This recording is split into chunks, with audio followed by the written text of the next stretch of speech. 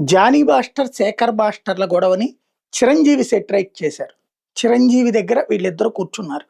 ఆ తర్వాత Johnny master press conference పెట్టి తన భార్య సుమలత ఎవరైతే ఇప్పుడు డాన్స్ మాస్టర్స్ అసోసియేషన్ అధ్యక్షురాలుగా ఉందో ఆమెతో కలిపి ప్రెస్ కాన్ఫరెన్స్ పెట్టి ఎట్లాంటి గొడవలు లేవు అని ప్రకటించారు.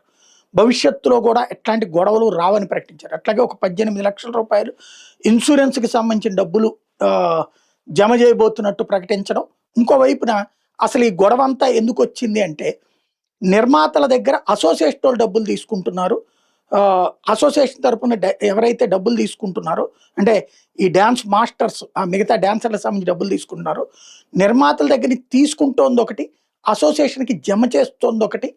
తద్వారా మధ్యలో ఆ హెడ్స్ కొరియోగ్రాఫర్లు తినేస్తున్నారు అన్నటువంటిది.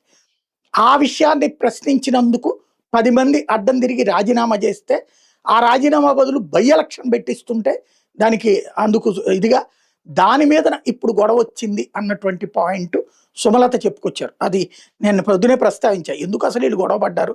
ఏ పేపరు, ఏ టీవీ ఎందుకు పట్టించుకోవట్లేదు? వాళ్ళు కూడా ఎందుకు సమాధానం చెప్పట్లేదని. ఈ పూటకి ఒక స్పష్టత వచ్చింది. అదే సందర్భంలో జానీ మాస్టర్‌ని ఇరకాటంలో పెట్టేందుకు ఆంధ్ర, తెలంగాణ వివాదాన్ని తేవడానికి కొంతమంది ప్రయత్నిస్తే, అసలు దానికి దీనికి ఏం సంబంధం లేదు. అట్లాంటి మాటలు అనాల్సిన అవసరం లేదని తేల్చి చెప్పారు జానీ మాస్టర్. ఓవరాల్‌గా జానీ మాస్టర్‌కి సంపూర్ణ మద్దతు లభించింది. మిగతా చిన్నపాటి ఘర్షణ వాతావరణం సృష్టించుకున్న వివాదం చిరంజీవి దగ్గరికెళ్ళింది కాబట్టి, మెయినోళ్ళు మాస్టర్ గొడవగా ఉంటే అప్పుడు పెద్ద ఇష్యూగా అయ్యేది. ఈ ఇద్దరు సెట్ అయిపోయారు కాబట్టి ఇష్యూ సెటిల్ అయింది. జానీ మాస్టర్‌కి అండగా చిరంజీవి నిలవడం, శేఖర్ మాస్టర్‌ని కన్విన్స్ చేయడం అనేది ఇక్కడ కనబడుతుంది.